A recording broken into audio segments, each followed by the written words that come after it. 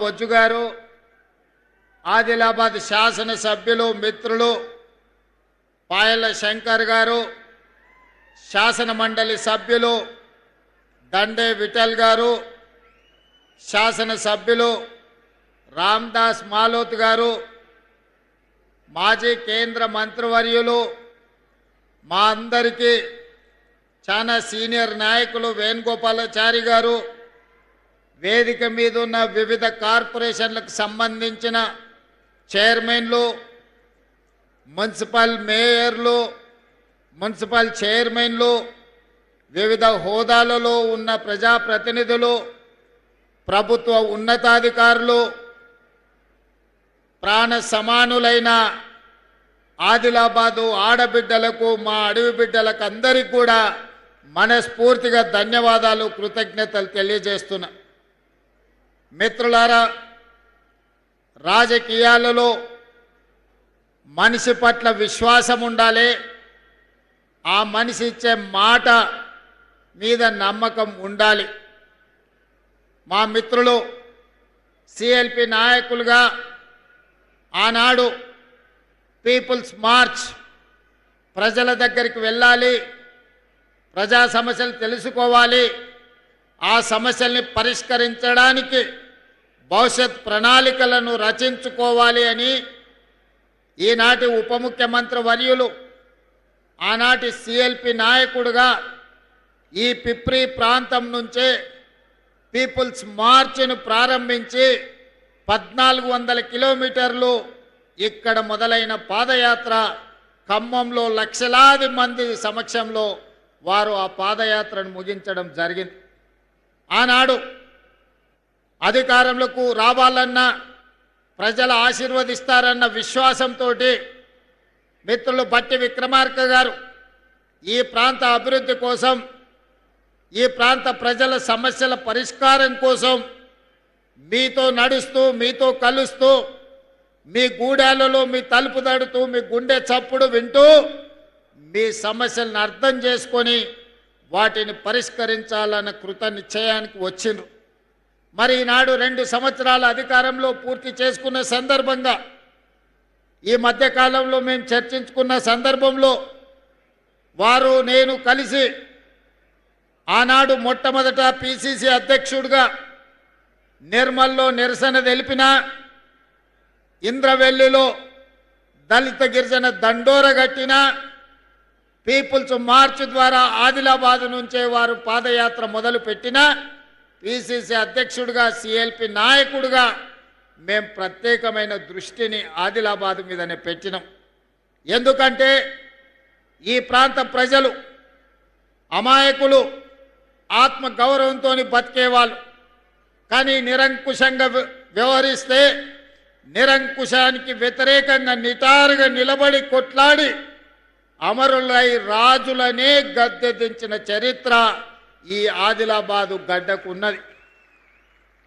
నిరంకుశత్వంపై నిటారుగా నిలబడి ఆనాడు కొమరం భీముడు కానీ, రామ్జీ గోండు కానీ నిజాం సర్కారులకు వ్యతిరేకంగా ఈనాడు 1000 ఊర్ల మర్రిగా ఈ ప్రాంతంలో ప్రసిద్ధి పొందిన రామ్జీ గోండు త్యాగం, జల్ జమీన్ జంగల్ నినాదం ప్రపంచానికే వినిపించేంత గొప్పగా ఉద్యమాన్ని నడిపిన కొమరం భీముడు మీ బిడ్డ, మన గొప్ప స్ఫూర్తి ప్రదాత ఈ ఆదిలాబాదు బిడ్డ.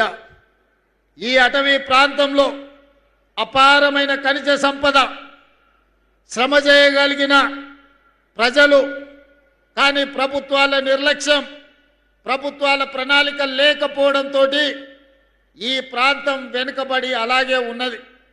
ఈ ఆదిలాబాదు ప్రాంతం దాదాపుగా 60% అటవీ ప్రాంతం. అపారమైన ఖనిజ సంపద ఉన్నది, అపారమైన జలవనరులు ఉన్నాయి, అపారమైన ప్రాచీన సంస్కృతి ప్రాంతంలో ఉన్నది. కానీ ఈ ప్రాంతానికి పరిశ్రమలు రాలే, ఈ ప్రాంతంలో వ్యవసాయం విస్తరించలే, ఈ ప్రాంతంలో విద్య వైద్యము ఈనాటికి పేదలకు అందలే. ఈనాడు ఈ ఆదిలాబాద్ అటవీ ప్రాంతంలో ఉన్న గూడాలలో ఇప్పటికీ పూరు గుడిసెలుగానే ఉన్నాయి. తాగడానికి నీళ్లు అందని పరిస్థితి ఇంకా మన కళ్ళ ముందు కనిపిస్తూనే ఉంది. నేనే స్వయంగా ఈ ప్రాంతంలో పర్యటనకు వచ్చినప్పుడు గూడాలలో పర్యటించిన నాడు మిత్రులు స్వయం బాబురావుతో మాట్లాడి ఈ ప్రాంత గూడాలలో ఉన్న పటేళ్లను కలిసి తప్పకుండా మన ప్రభుత్వం వస్తుంది, మీ సమస్యను పరిష్కరిస్తామని ఆనాడు ఈ ప్రాంతంలో గూడాలలో ఉన్న పటేళ్లకు నేను మాట ఇచ్చి ఈ ప్రాంతం అభివృద్ధి పదం వైపు నడిపిస్తా అని చెప్పి ఆనాడు అనుకున్నాం. అదేవిధంగా మా మిత్రులు ప్రేమ్ సాగర్ రావు గారు ఎప్పుడు మాట్లాడినా మాకొక సమయంలో నమ్మకం విశ్వాసం సన్నగిల్లినప్పుడు అన్నా మీరు అధైర్యపడకండి, ప్రభుత్వం వస్తుంది, ప్రభుత్వం వచ్చిన తర్వాత నీ సొంత జిల్లా పాలమూరుకి ఏ ప్రాధాన్యత ఉంటుందో అత్యంత వెనుకబడిన ప్రాంతం 70 సంవత్సరాలు అభివృద్ధికి నోచుకొని ఆదిలాబాదును పాలమూరుతో సమానంగా నువ్వు అభివృద్ధి చేయాలి, ఈ ఒక్క మాట నువ్వు నాకివ్వు, ఈ జిల్లా మొత్తం నీకు అండగా నిలబడుతుందని మిత్రులు ప్రేమ్ సాగర్ రావు అనేటోడు. వారు మాట్లాడినప్పుడు ధైర్యం వచ్చేది, గుండె నిండా ఊపిరి పీల్చుకొని కొట్లాటకు సిద్ధమయ్యేది. మళ్ళా నెల తిరుగుతేనే ఏమవుతుందో అని భయం ఉండేది. ధైర్యం కాస్త భయంగా మారి భయం నుంచి పోరాటం చెయ్యాలి, ఈ పోరాటంలో విజయమన్న సాధించాలి, లేకపోతే ఈ ప్రాంతమే ఎడారిగా మారుతుంది. ఈ ప్రజల కోసం ఎట్టి పరిస్థితుల్లో ప్రజాపాలన తీసుకురావాలి అని ఒక ఉక్కు సంకల్పంతో ఎన్ని కేసులు పెట్టినా, ఎన్ని అక్రమ నిర్బంధాలు చేసినా, ఎన్ని రకాల అవంతరాలు కల్పించినా, ఎన్ని ఒత్తిళ్లు చేసినా వాటికి నిలబడి గుండె ధైర్యంతో కాంగ్రెస్ పార్టీ కార్యకర్తలు కొట్లాడినరు కాబట్టే ఈనాడు ప్రజాపాలన అధికారంలోకి వచ్చింది. మిత్రులారా, నేను చాలా సందర్భాలలో చెప్పిన ఎన్నికలు వచ్చినప్పుడే రాజకీయాలు, ఎన్నికలు వచ్చినప్పుడే జెండాలు ఎజెండాలు, ఎన్నికలు వచ్చినప్పుడు మన పార్టీని మన వాళ్ళని గెలిపించుకోవడానికి 100% ప్రయత్నం చేద్దాం. ఎన్నికలు ముగిసిన మరుక్షణం ఈ వేదిక మీద ఉన్న ఎవరైనా అనిల్ జాదవ్ కావచ్చు, పాయల శంకర్ కావచ్చు, గోడెం నగేష్ గారు కావచ్చు, ఎవరైనా కావచ్చు, వాళ్ళు మా రాజకీయ ప్రత్యర్థులే కానీ మాకు శాశ్వతమైన శత్రువులు కాదు. ఈనాడు మేము వాళ్ళని శత్రువులుగా భావించడం లేదు. భిన్నమైన ఆలోచనలు ఉండొచ్చు, అభివృద్ధి విధానంలో వాళ్లకు మాకు భిన్నాభిప్రాయాలు ఉండొచ్చు, అవి భేదాభిప్రాయాలు కావు. అందుకే ఈనాడు ఈ అభివృద్ధి ప్రణాళికలో పార్టీలకు అతీతంగా ప్రభుత్వ కార్యక్రమంగా మిత్రులందరినీ పిలిచి వాళ్ళతోని మాట్లాడిపించి మీ ప్రాంత సమస్యల్ని వారు మా దృష్టికి తీసుకొస్తే ఆ సమస్యల్ని పరిష్కరించాలన్న కృత నిశ్చయంతో ఈనాడు అనిల్ జాదవ్ కావచ్చు, లేకపోతే గోడెం నగేష్ కావచ్చు, అందరిని కూడా మాట్లాడిపించినాం. నేను ఎందుకు ఈ వేదిక మీద నుంచి మాట చెప్తున్నా అంటే 4 కోట్ల తెలంగాణ ప్రజలు ఆలోచన చెయ్యాలి. తెలంగాణ రాష్ట్రం వచ్చిన 10 సంవత్సరాలలో ఈ సంస్కృతి ఎన్నడైనా ఉన్నదా? ఈ సాంప్రదాయం ఎన్నడైనా కొనసాగించిందా? ఆనాడు ముఖ్యమంత్రులు మంత్రులు వస్తున్నారంటే ప్రతిపక్షాలకు సంబంధించిన ఎమ్మెల్యేలను కార్యకర్తలను పోలీస్ స్టేషన్లో నిర్బంధించి బందర్ దొడ్లో కొట్టినట్టు పోలీస్ స్టేషన్లో కొట్టేటోళ్ళు. ఇవాళ పరిస్థితి లేదు. ఇది ప్రజాస్వామిక పరిపాలన, ఇది ప్రజాపాలన. ప్రజాపాలనలో ప్రతిపక్షాలకు సహేతుకమైన సమస్యల్ని లేవనెత్తడానికి అవకాశం ఇవ్వాలి. శాసనసభలో శాసన మండలిలో ప్రశ్నలు లేవనెత్తడానికి, ప్రభుత్వం నుంచి పనులను సాధించుకోవడానికి అవకాశం ఇవ్వాలని చట్ట సభల్లోనే కాదు బహిరంగ వేదికల్లో కూడా మా ప్రతిపక్షాలైన ఎమ్మెల్యేలను ఎంపీలను మాట్లాడిపిస్తున్నాం. ఈ సాంప్రదాయాన్ని తెలంగాణలో కొనసాగించాలి. తెలంగాణ అంటే రాజకీయ విలువలకు వేదిక, తెలంగాణ అంటే ఒకరినొకరి గౌరవించుకునే ప్రాంతమని ఈ దేశానికే ఆదర్శంగా నిలబడాలని ఈనాడు ఒక మంచి సాంప్రదాయానికి ప్రయత్నం చేస్తున్నాం. మా మిత్రులు కలిసి వచ్చినందుకు వారికి మనస్ఫూర్తిగా నేను ధన్యవాదాలు తెలియజేస్తున్నాను. కొంతమంది కొన్నిసార్లు మైకు వస్తే చాలు ఏది మాట్లాడుతున్నాం, ఎందుకు మాట్లాడుతున్నాం, ఎప్పుడు మాట్లాడుతున్నాం, ఎలాంటి భాష వాడుతున్నామనే విచక్షణ కోల్పోయి ఏది పడితే అది మాట్లాడడం ద్వారా పేదలకు, దళితులకు, ఆదివాసులకు, గిరిజనులకు అన్యాయం జరుగుతుంది. ఇన్నవాడికి మాట్లాడే వాటికి వచ్చే నష్టం ఏం లేదు. కానీ అదే సమస్యల్ని ఒక పద్ధతి ప్రకారం లేవనెత్తితే ఈనాడు మంజూరు చేసిన ప్రాజెక్టులు మా శాసనసభ్యులు ఏం లేరు. ఈరోజు young India integrated residential school కావచ్చు, సాగునీటి ప్రాజెక్టులు కావచ్చు, రోడ్లు కావచ్చు, ఇచ్చిన పనులు కాంగ్రెస్ పార్టీ శాసనసభ్యులు పార్లమెంట్ సభ్యులు లేరు. లేకపోయినా ఇది పేదలకు అన్యాయం జరగకూడదు, పేదలకు మేలు జరగాలి, ఈ ప్రాంతంలో అభివృద్ధి పెంచాలి అని ఈనాడు ఇన్ని పనుల్ని మంజూరు చేసి ఈరోజు 1250 కోట్ల రూపాయలతోని మా మిత్రులు బట్టి విక్రమార్క గారు ఉదయం బయలుదేరే ముందు నాకు ఒక ఫోన్ చేశారు. మనం నిర్మల్ కూడా young India integrated residential school ఇస్తే బాగుంటుంది అని. నిర్మల్లో మా ఎమ్మెల్యే గారు ఏం లేరు, కానీ అక్కడి ప్రజలు మనవాళ్ళే, అక్కడి ప్రజలు తెలంగాణ బిడ్డలే. నిర్మల్కు కూడా young India integrated residential school తక్షణమే మంజూరు చేయండి అని బయలుదేరే ముందు 200 కోట్ల రూపాయలతోటి నిర్మల్ శాసనసభ నియోజకవర్గానికి కూడా ఈనాడు స్కూలు ఇచ్చి ఈరోజు ప్రారంభోత్సవ కార్యక్రమాల్లో మనము ఇంక్లూడ్ చేసుకున్నాం. ఈనాడు ఇందిరమ్మ ఇండ్లు కావచ్చు, అదేవిధంగా 200 యూనిట్లు ఉచిత కరెంటు కావచ్చు, రైతు రుణమాఫీ కావచ్చు, రైతు భరోసా కావచ్చు, 500 రూపాయల సిలిండర్ కావచ్చు, ఉచితంగా ఆడబిడ్డలకు ఆర్టీసీ బస్సుల్లో ప్రయాణం కావచ్చు. ఇవేవి కూడా కాంగ్రెస్కు ఓటేస్తేనే చేస్తామని అనలేదు. ఇవాళ ఈ రాష్ట్రంలో ఉన్న ప్రతి ఆడబిడ్డ 2 సంవత్సరాల 3 నెలలు దాదాపుగా 28 నెలల్లో 10,000 కోట్ల రూపాయలు ఆడబిడ్డల్ని ఆర్టీసీ బస్సుల్లో ఉచిత ప్రయాణానికి బట్టి విక్రమార్క గారు నిధులు మంజూరు చేసిందంటే దాంట్లో నన్ను అన్నా అని పిలిచే వాళ్ళు ఉండొచ్చు, లేకపోతే ఇతర పార్టీలకు నమ్మకం విశ్వాసం ఉన్న వాళ్ళు కూడా ఉండొచ్చు. మేము పార్టీలు చూడలే, ఆడబిడ్డల కష్టాలు చూసినాం. ఆడబిడ్డలకు ఆర్టీసీలో ఉచిత ప్రయాణం ఉండాలి. ఒకనాడు అమ్మగారి ఇంటికి వెళ్ళాలన్నా, లేకపోతే బాసర సరస్వతి మందిరానికి వెళ్ళాలన్నా ఇంటాయన నగదిస్తే పోయినట్టు, ఇంటాయన కసురుకుంటే కడుపులో దుఃఖం పెట్టుకొని అవకాశం వచ్చినాడు పోదంలే అని ఊరుకొని ఉండొచ్చు. కానీ ఇవాళ పరిస్థితి లేదు. మా అక్కలీడు ఉన్నారు, మా అక్కలు చెప్పాలి. 2023 డిసెంబర్ 9 నాడు ఆర్టీసీ బస్సుల్లో ఆడబిడ్డలకు ఉచిత ప్రయాణం అన్నాం. దాదాపుగా 28 నెలలైంది. మా అక్కలు ఇక్కడ సాక్షి. మా అక్కలను నేను అడుగుతున్నా, ఏ ఆర్టీసీ బస్సులన్నా ఎవరన్నా ₹1 బస్ టికెట్ కోసం మిమ్మల్ని ఎవరైనా పైసలు అడిగినరా అక్క? ఎవరైనా అడిగినరా? ఎక్కడైనా సరే ఆదిలాబాద్ నుంచి హైదరాబాద్ కానీ, ఆదిలాబాద్ నుంచి అలంపూర్ కానీ, లేకపోతే బాసర నుంచి భద్రాచలం కానీ, లేకపోతే ఇక్కడుండే సత్యనారాయణ స్వామి మా పెద్దలు ప్రేమసాగరరావు గారు చెప్పారు, ఆ గుడి నుంచి యాదగిరిగుట్ట లక్ష్మీ నరసింహస్వామి దగ్గరికి పోవాలంటే ఎప్పుడన్నా ఆడబిడ్డలు బస్ ఎక్కి ₹1 ఎవరైనా అడిగినరా? అడిగినరా అక్క? అడిగినరా?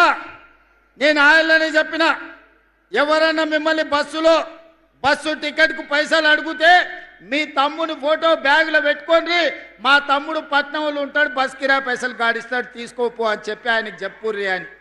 ఆయన నుంచి ఇవాళటి వరకు 10,000 కోట్ల రూపాయలు ఇవాళ మా ఆడబిడ్డల కోసం ఈ ప్రభుత్వం ఉచిత బస్సు ప్రయాణానికి ఖర్చు పెట్టింది. ఇవాళ మా ఆడబిడ్డలు ఈడు ఉన్నారు, మీ ఇళ్ళల్లో కరెంటు ఉన్నది, మీ కళ్ళల్లో ఆనందం కనిపిస్తుంది. 200 యూనిట్లు 50 లక్షల కుటుంబాలు ఇవాళ ఉచిత కరెంటు మీకు అందుతున్నదా లేదా ఒక్కసారి ఆలోచన చెయ్యండి. ఉచిత కరెంటే కాదు, ఆనాడు గొప్ప గొప్ప మాటలు చెప్పారు. డబుల్ బెడ్రూమ్ ఇల్లు ఇస్తామన్నారు. కొడుకు కాడోళ్ళు ఉంటే ఏడ ఉంటారు, బిడ్డ అల్లుడు పండగకు వస్తే ఏడ వండుకుంటారు, కోడిపిల్ల మేకపిల్ల ఉంటే ఏడ కట్టేస్తారని అడిగారు. డబుల్ బెడ్రూమ్ ఇల్లు రాలే. ఆనా పిల్లంటలో కోడిని ఆకాశంలో కట్టి కింద ఉత్తాన్నం తిన్నట్టు నడిచిపోయింది. కానీ ఇవాళ మన ప్రభుత్వం వచ్చినాక 4,50,000 ఇండ్లు 22,500 కోట్ల రూపాయలతోని నియోజకవర్గానికి 3,500 ఇండ్లు ఈనాడు మంజూరు చేసినాం.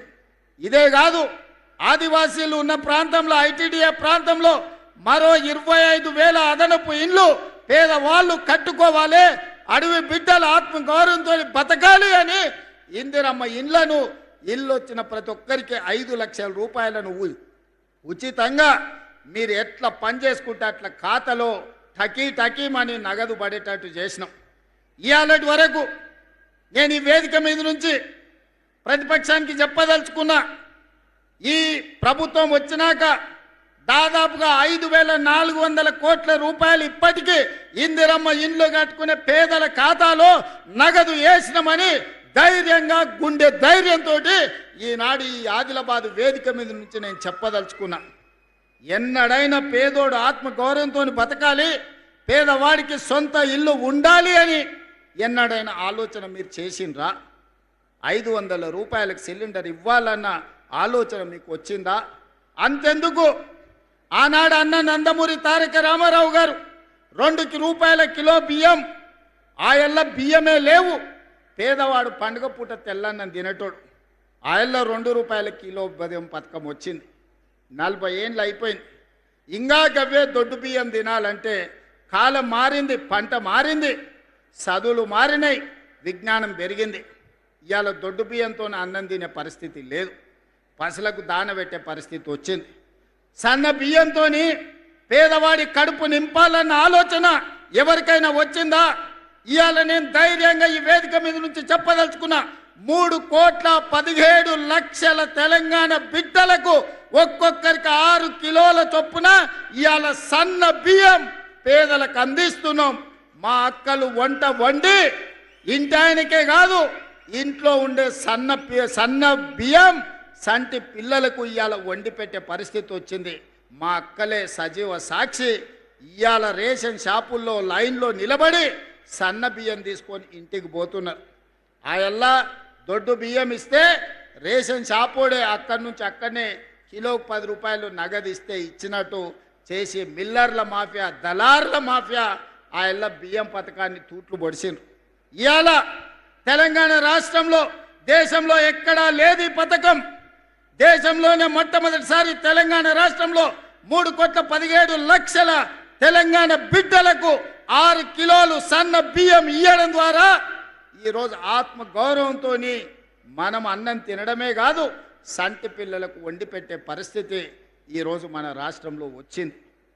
ఈ విధంగా చెప్పుకుంటూ వెళ్తే ఆడబిడ్డల్ని ఆర్టీసీలో బస్సుల్లో ఉచిత ప్రయాణమే కాదు, 1000 ఆర్టీసీ బస్సులకు యజమానులను చేసినాం.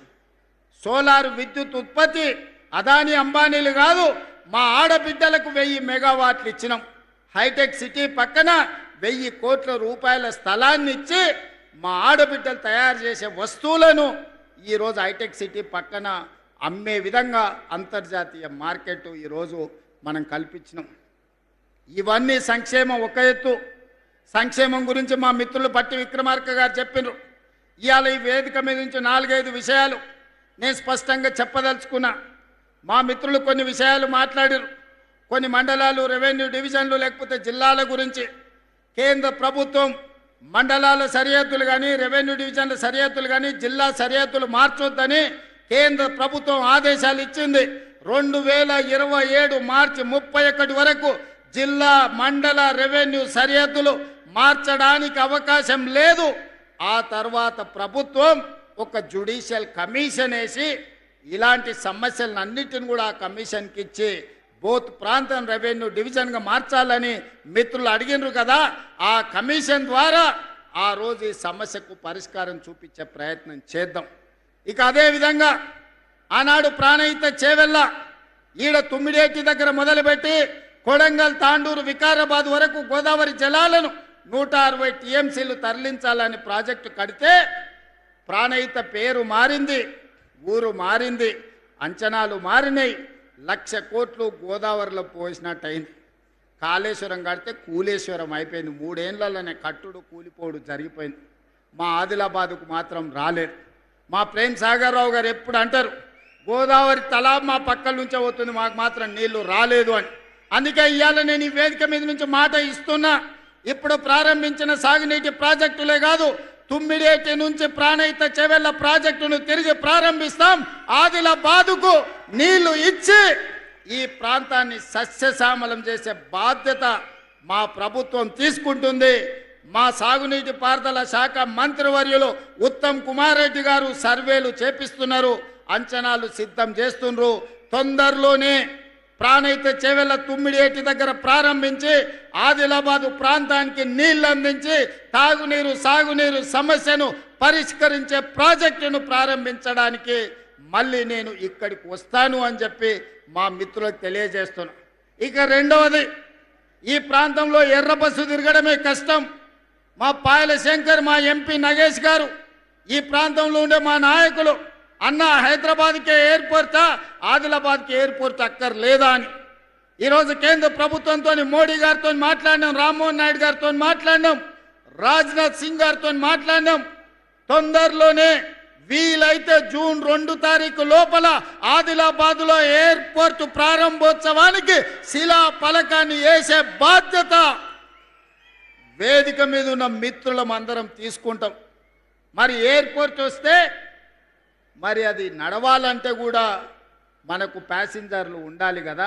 అందుకే ఈనాడు ఈ ప్రాంతాన్ని పర్యాటక కేంద్రంగానే కాదు, ఈ ప్రాంతాన్ని ఒక పారిశ్రామిక కేంద్రంగా మార్చాలని ఆదిలాబాదు ప్రాంతంలో వేలాది ఎకరాలలో గొప్ప పారిశ్రామిక వాడ, దేశంలోనే అతిపెద్ద పారిశ్రామిక వాడను ఆదిలాబాదుకు మంజూరు చేసి ఈ ప్రాంతంలో ఉండే ఆదివాసీ గిరిజన బిడ్డలకు, చదువుకున్న నిరుద్యోగ యువకులకు ఉద్యోగ ఉపాధి అవకాశాలు ఇప్పించడానికి, ఈ ప్రాంతంలో పారిశ్రామిక వాడను ప్రారంభించడానికి తొందరలోనే మీ దగ్గరికి వస్తాను. దానికి సంబంధించిన భూసేకరణ ప్రక్రియ వేగంగా సాగుతుంది అని నేను చెప్పదలుచుకున్నాను. అదేవిధంగా అన్ని జిల్లాలలో యూనివర్సిటీలు ఉన్నాయి, ఆదిలాబాదు జిల్లాలో యూనివర్సిటీ లేదని మా ఎన్ఎస్యుఐ అదేవిధంగా విద్యార్థి యువకులు చాలామంది అడిగినారు. ఇప్పటికే ప్రభుత్వం నిర్ణయం తీసుకున్నది, ఆదిలాబాద్కు యూనివర్సిటీ ఇవ్వాలని.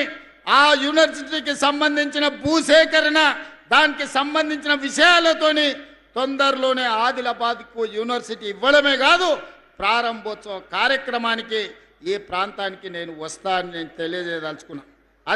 అదేవిధంగా మిత్రులారా, ఇవాళ పొద్దున బాసర సరస్వతి మందిరానికి వెళ్ళినాం. తెలంగాణనే కాదు, దేశం నలుమూలల నుంచి చిన్నపిల్లలకు అక్షరాభ్యాసం చేయించడానికి ఆ తల్లిదండ్రులు సుదూర ప్రాంతాల నుంచి ఇక్కడికి వస్తుంటారు. ఆ మందిరం విస్తరించాల్సిన అవసరం ఉన్నది. మందిర ప్రాంతంలో మౌలిక వసతులను పెంచాల్సిన అవసరం ఉన్నది. ఈరోజు నా మనవడి ఈరోజు అక్షరాభ్యాసం కూడా మీ జిల్లా బాసరలో సరస్వతి ఆలయంలో ఈరోజు ఉదయం అక్షరాభ్యాసం చేయించి ఈ ఆదిలాబాదు ప్రాంతానికి ఉన్న ఒక పవిత్రతను ప్రజలందరికీ తెలియజేసే విధంగా ఒక ప్రయత్నం చేసినాం. ఇవాళ బాసర ఆలయాన్ని విస్తరించడానికి 225 కోట్ల రూపాయలు ప్రాథమికంగా మంజూరు చేసి ఈరోజు బాసర ఆలయాన్ని విస్తరించే పనులను ప్రారంభించుకున్నామని చెప్పడానికి నేను చాలా సంతోషాన్ని వ్యక్తం చేస్తున్నా. ఇంకా బాసర ఆలయాన్ని విస్తరించడానికి ఇంకేమైనా అదనంగా నిధులు అవసరమైతే కూడా ఆ నిధులనిచ్చి దేశంలోనే బాసర సరస్వతి ఆలయం ఒక గొప్ప ఆలయంగా తీర్చిదిద్దడానికి ఈనాడు మన ప్రభుత్వం కట్టుబడి ఉన్నది. దాన్ని విస్తరించే బాధ్యత ఈ ప్రభుత్వం తీసుకుంటుంది. అదేవిధంగా పెద్దలు ప్రేమ్ సాగర్ రావు గారు సత్యనారాయణ స్వామి మందిరం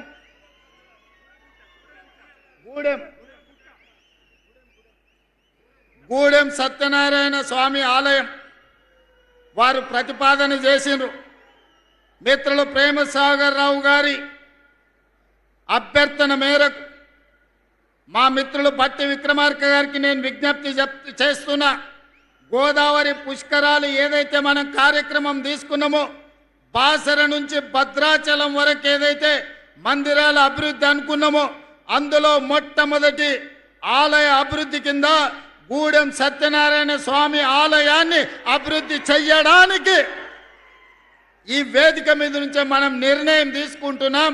తక్షణమే అధికారులను, కలెక్టర్లను ఆ ప్రాంతం పర్యటించి దాన్ని మొత్తం అంచనాలు సిద్ధం చేయండి. ఈ మందిరాన్ని అభివృద్ధి చేయడానికి కూడా నిధులు మంజూరు చేస్తామని చెప్పి నేను ఈ వేదిక మీద నుంచి నేను చెప్పదలుచుకున్నా. మిత్రులారా, ఇవాళ ఈ జిల్లాకు ఎంత చేసినా తక్కువనే, కానీ అట్లని మిగతా వాళ్ళలాగా చెయ్యకుండా వదిలేసే సమస్యనే లేదు. ఈ జిల్లాకి ఏమేమి కావాలో అంచనాలు సిద్ధం చేస్తున్నాం. ప్రతి 2 నెలలకు ఒక్కసారి తప్పకుండా ఈ జిల్లాకు వస్తూనే ఉంటా. వచ్చినప్పుడల్లా మీకు నిధులు తెస్తూనే ఉంటా. ఆనాడు కొట్లాట కోసం, ఒక స్ఫూర్తి కోసం ఈ ఆదిలాబాదునే ఎన్నుకున్నాం నేను, మిత్రులు బట్టి విక్రమార్క గారు. ఈనాడు కూడా తెలంగాణ అభివృద్ధిని ఆదిలాబాదు ద్వారానే ప్రపంచానికి చూపించాలి. గోదావరి జలాలను ఒడిసి పట్టాలి, ఈ నేలను సస్యశ్యామలం చెయ్యాలి, ఈ ప్రాంతాన్ని అభివృద్ధి పదం వైపు నడిపించాలి. దానికోసం మీ అందరి సహకారం కావాలి. ఇవాళ మా ప్రభుత్వానికి ఇందిరమ్మ ఇండ్లు ఇచ్చినా, సన్న బియ్యం ఇచ్చినా, ఉచిత కరెంట్ ఇచ్చినా, ఇంటికి ఉచిత కరెంట్ ఇచ్చినా, రైతు రుణమాఫీ చేసినా, రైతు భరోసా ఇచ్చినా, షాదీ ముబారక్ ఇచ్చినా, కళ్యాణ లక్ష్మి అందించినా, ఏ కార్యక్రమం చేసినా పేదవాడి కళ్ళల్లో ఆనందం చూడాలి. మేము పాలకులం కాదు, ప్రజలెన్నుకున్న సేవకులం. ప్రజలకు సేవ చెయ్యాలన్న ఆలోచనతోనే మీ ముందు నిలబడ్డం. అందుకే మిత్రులారా, ఆదిలాబాదు మీద ఈనాడు మాకున్న ప్రత్యేకమైన అభిమానం మీ గుండెల నిండా ఉన్నది. కాబట్టే ఎర్రటెండలో కూడా వేలాది మంది, ముఖ్యంగా ఎడమ వైపున చూస్తే మా ఆడబిడ్డల్ని చూస్తే నా కడుపు నిండింది, ఆకలి కూడా మాయమయ్యింది.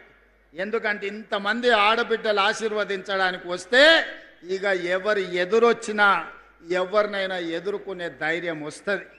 అందుకే మా అక్కలకు ఆయల్లా ఇందిరమ్మ చీరలు ఇచ్చినాం. పాలపిట్టలాగా మా అక్కలు కట్టుకొని వచ్చారు. ఈసారి మళ్ళా కొత్త చీరలు చిలకపచ్చ రంగుతోని మా ఆడబిడ్డలు చిలకల లెక్క మంచిగా ఉండాలి, ఇంటైనా కూడా సంతోషపడాలి. అబ్బా మా ఆవిడ ఎంత అందంగా ఉంది చీర కట్టుకుంటే అని మళ్ళీ ఇందిరమ్మ చీరలకు ప్రణాళికలు సిద్ధం చేసినాం. ఈసారి చిలకపచ్చ చీరలు ఇవ్వాల్సిందిగా మా బట్టి విక్రమార్క గారికి నగదు మంజూరు చేయాల్సిందిగా ఆనాడు పాలపిట్ట రంగు ఇచ్చినాం. ఈసారి చిలకపచ్చ రంగులో మా అక్కలందరినీ నేను చూడదలుచుకున్నా. మీరు ఆ నిధులు కూడా మంజూరు చేయాలి. ఇదే ఆడబిడ్డలకు మనం పెట్టే చీర మన పుట్టింటి ఆడబిడ్డకు పెట్టే సారెలాగా ఉండాలి.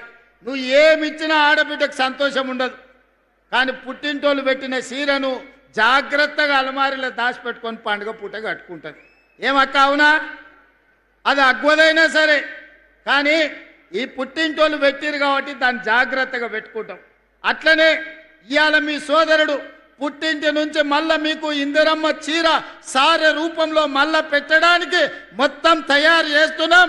ఇగో బట్టి గారు మనకు 100 కోట్ల రూపాయలు నిధులు కూడా ఇస్తా అన్నాడు.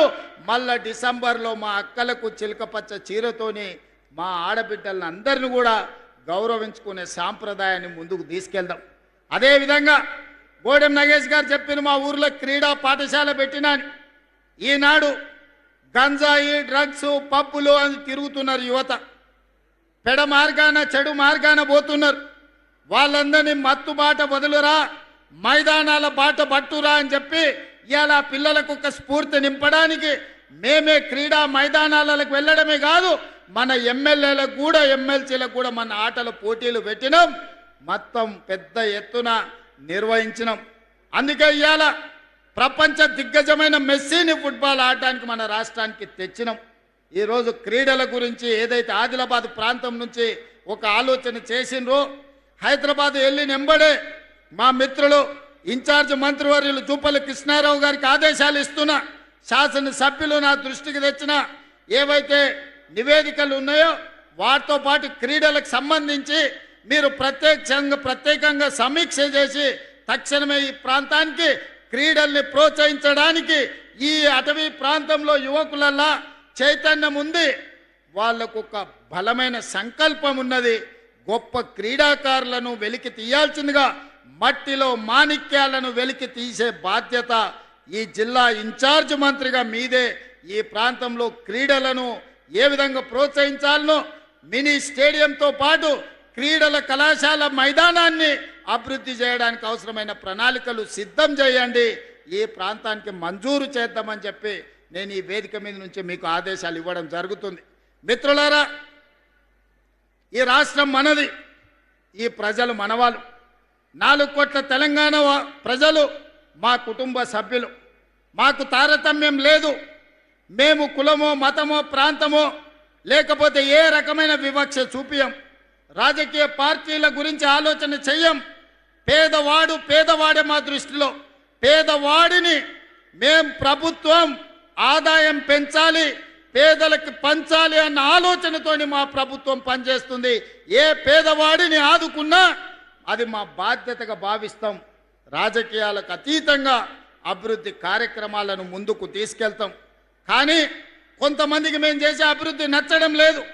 మారీచులు మాయ వేషంలో, మాయలేడి రూపంలో, మాయగాళ్ళ రూపంలో మీ దగ్గరకు వస్తున్నారు. నిన్న మొన్న చూసిన కొడంగల్ పోయినరు, లేకపోతే మహేశ్వరం పోయినరు, ఇవాళ ఇంకేడుకో పోయినరు. మార్కెట్ యార్డు కట్టలేదు మీరని. 10 ఏళ్ళు మీరు ఎందుకు కట్టలేదని నేను అడుగుతున్నా.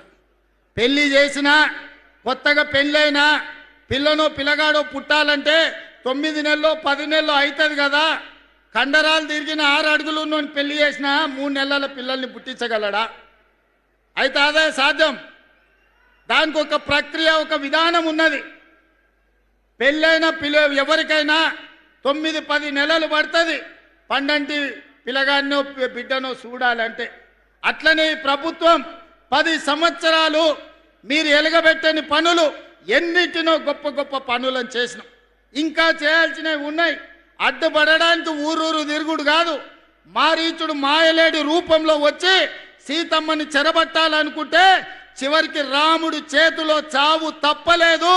మళ్ళా కూడా నేను ఈ వేదిక మీద నుంచి మళ్ళీ చెప్పదలుచుకున్నా. ఇక్కడ ఉండే ఆదిలాబాదు బిడ్డల సాక్షిగా ఆనాడు పిప్పిరిలో బట్టి గారు, ఆనాడు నేను ఇంద్రవెల్లిలో ఇక్కడి నుంచే దీక్ష భూని ప్రజాపాలన తెస్తామని చెప్పినాం. ఇచ్చిన మాట ప్రకారం ప్రజాపాలన తెచ్చినాం. ఇవాళ మళ్ళీ ఈ పిప్పిరి వేదిక మీద నుంచి నేను చెప్తున్నా, రాబోయే శాసనసభ ఎన్నికల్లో మళ్ళీ ప్రభుత్వం వస్తుంది, ప్రజాపాలన చేస్తుంది. 2034 లోపల ఆదిలాబాదు అత్యంత అభివృద్ధి చెందిన పర్యాటక కేంద్రంగా, పారిశ్రామిక వాడగా, విద్యా కేంద్రంగా తీర్చిదిద్దే బాధ్యత మా ప్రభుత్వం తీసుకుంటుంది. ఇవాళ ఎవరైనా ఏ పార్టీలైనా గెలవని, ప్రజాపాలన నాడు అధికారంలో ఉంటుంది, ఈ ప్రాంతాన్ని అభివృద్ధి చేస్తుంది. మిత్రులారా, కొంతనన్న ఓపిక ఉండాలి, సంయమనం పాటించాలి. 10 ఏళ్ళు వాళ్ళు చేయలేని పనులు, 10 ఏళ్ళు వాళ్ళు సృష్టించిన గందరగోళాన్ని, 10 ఏళ్ళు 8 లక్షల కోట్ల రూపాయలతో అప్పుల్లో రాష్ట్రాన్ని ముంచితే ఒకటొకటి పరిష్కరించుకుంటూ వస్తున్నాం. కొంత సమయం, కొంత వెసులుబాటు ఇవ్వాలి. కొంచెమన్నా ఆలోచన చేయాలి. అరే 10 ఏళ్ళు మనమే ఉంటాం కదా, అన్ని శాఖలు మన దగ్గరనే ఉండే కదా, ఈ 10 ఏళ్ళలో మనం చేయలేని పనులు వాళ్ళు చేస్తున్నారు కదా, అంతో ఇంతో అవకాశం ఇవ్వాలి కదా, కొంత ఓపిక పట్టాలి కదా. సంసారం ఏర్పడంగానే ఇంట్లో ఒకవేళ విడిపోతే మనకు గిన్నెలు, చెంబులు, స్టవ్లు తెచ్చుకోవడానికి కొంత సమయం పడుతుంది. ఏర్పాటు అయిన తర్వాత సంసారాన్ని సరిదిద్దుకోవడానికి కూడా కొంత సమయం పడుతుంది. అంత సమయం కూడా ఇవ్వకుండా నాకు వజ్రాలు తేలేదు, వైదూర్యాలు కొనలేదంటే సాధ్యమవుతుందా? అట్లనే ఈనాడు 6 గ్యారంటీలల్లా ఇంతకుముందే బట్టి విక్రమార్క గారు చెప్పినారు. ఆర్టీసీ బస్సు ఇవ్వలేదా, ఆరోగ్యశ్రీ పథకం ఇవ్వలేదా, సన్న బియ్యం ఇవ్వలేదా, 200 యూనిట్లు ఉచిత కరెంటు ఇవ్వలేదా, ఇందిరమ్మ ఇండ్లు ఇవ్వలేదా, ఈరోజు ఆడబిడ్డలకు ఆర్టీసీ బస్సులు కొనివ్వలేదా, అదానిలాగా ఈరోజు సోలార్ పవర్ విద్యుత్తు ఇవ్వలేదా? ఇలా చెప్పుకుంటూ వెళ్తే అరగంట మేము చేసింది చెప్పగలం. అసెంబ్లీలో మాట్లాడదామంటే రారు. ఏందా నువ్వు చెప్పేది వింటా అంటే చెప్పరు. ఎంతసేపు ఉన్నా లొల్లి పెట్టాలి, యాగి చెయ్యాలి, బురద జల్లాలి, ప్రజల్ని మభ్య పెట్టాలి. ప్రజలంతా అమాయకులు కాదు నాయన. మీ సంగతి చూసిండ్రు, 10 ఏళ్ళు చూసిర్రు. మీరు ఎన్ని పరిశాన్లు చేసిరో ప్రజలకు తెలుసు. ఆనాడు నేను అడుగుతున్నా, పెళ్ళామొగుడు మాట్లాడుకోవడానికి కూడా భయపడేది, ఫోన్లో మాట్లాడాలంటే ఎవడింటాడో అని. అవునానే? రాజకీయ నాయకులే కాదు, ఆలు మొగుళ్ళు మాట్లాడుకుంటే కూడా ఇన్న రోజు. ఇవాళ బాజాప్తో రోడ్డు మీదనే మమ్మల్ని తిడుతురేమన్నా అన్నామే. ఎప్పుడన్నా ఏమన్నా అన్నామా? ఎన్ని మాటలు మాట్లాడుతురు? ఏమన్నా ఎవరి మీద ఏమన్నా కేసులు పెట్టామా? ఎవరు నన్ను సతాయించినామా? అందుకే ఈనాడు తెలంగాణ ప్రజలు స్వేచ్ఛగా బతుకుతున్నారు. మళ్ళీ నిర్బంధాలు కావాలి, మళ్ళీ గడీల పాలన కావాలని ఎవరైనా కోరుకుంటారా? ఆనాడు గడీలను బద్దలు కొట్టిన ప్రాంతమే, నిజాం సర్కార్ గడీలను బద్దలు కొట్టిన ప్రాంతమే ఆదిలాబాద్ గడ్డ.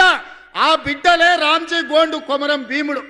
గడీలను బద్దలు కొట్టిన ఈ ప్రాంతం నుంచి నేను చెప్తున్నా, మళ్ళీ గడీల పాలన రానివ్వము, మళ్ళీ రాక్షసులను మమ్మల్ని పాలించే పరిస్థితి రానివ్వం. ఈరోజు ప్రజలకు సేవకులుగా సేవలు అందిస్తాము, తెలంగాణ రాష్ట్రాన్ని అభివృద్ధి పదం వైపు నడిపిస్తాము. ఖచ్చితంగా 2034 వరకు ఈ ప్రభుత్వం కొనసాగుతుంది. మా ఆడబిడ్డల ఆశీర్వాదం ఉంటుంది, మా సోదరుల సహకారం ఉంటుంది. మళ్ళీ వస్తా జూన్ 2 లోపల ఆదిలాబాద్కు చెప్పిన వాటిల్లో చాలా వరకు మళ్ళీ మంజూరు చేసి తీసుకొచ్చి మీ పనులు ప్రారంభించే కార్యక్రమం చేస్తా. మళ్ళీ వచ్చే కార్యక్రమంలో ఇదే ఉత్సాహంతో, ఇదే అభిమానంతో మనందరం కలిసికట్టుగా పనిచేద్దామని తెలియజేస్తూ మీ అందరి దగ్గర సెలవు తీసుకుంటున్న. ధన్యవాదాలు మిత్రులారా.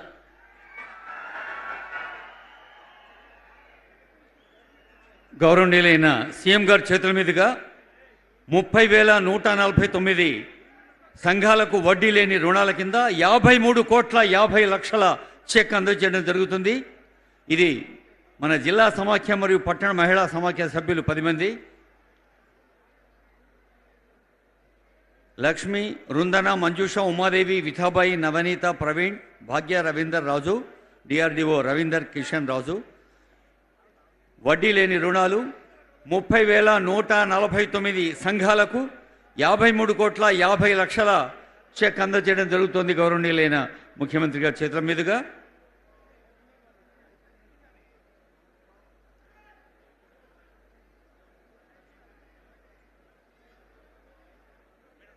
ఇందిరమ్మ ఇండ్లు ఉమ్మడి ఆదిలాబాద్ జిల్లా వివిధ ప్రాంతాల నుంచి వచ్చిన అందరికీ ధన్యవాదాలు. చునార్కర్ రాధ గారు, గుండేటి భాగ్యలక్ష్మి గారు ఆసిఫాబాద్, గోనె పద్మ గారు, గోమాస సూర్య గారు మంచిర్యాల.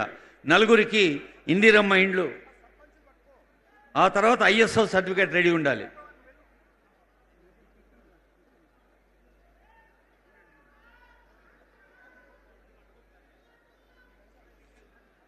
ఇందిరమ్మ ఇండ్లు అందుకున్న తల్లులకి శుభాకాంక్షలు. ఇప్పుడు ISO సర్టిఫికేట్ 4 సర్పంచులకి అందజేస్తుంది వేదిక. గౌరవనీయులు సర్పంచులు అవ్వాలి. యాళ్ల కృష్ణకాంత్ గారు, జైపాల్ గైక్వాడ్ గారు, బానోత్ కావేరి గారు, రిట్టె విఠల్ గారు, పిప్పిరి గ్రామం, ముఖ్రా కే గ్రామం, నార్నూరు గ్రామం, ముతునూరు గ్రామం. ఆదర్శ గ్రామాల నిర్మాణమే ప్రజాపాలనా ప్రభుత్వం యొక్క ప్రథమ లక్ష్యమని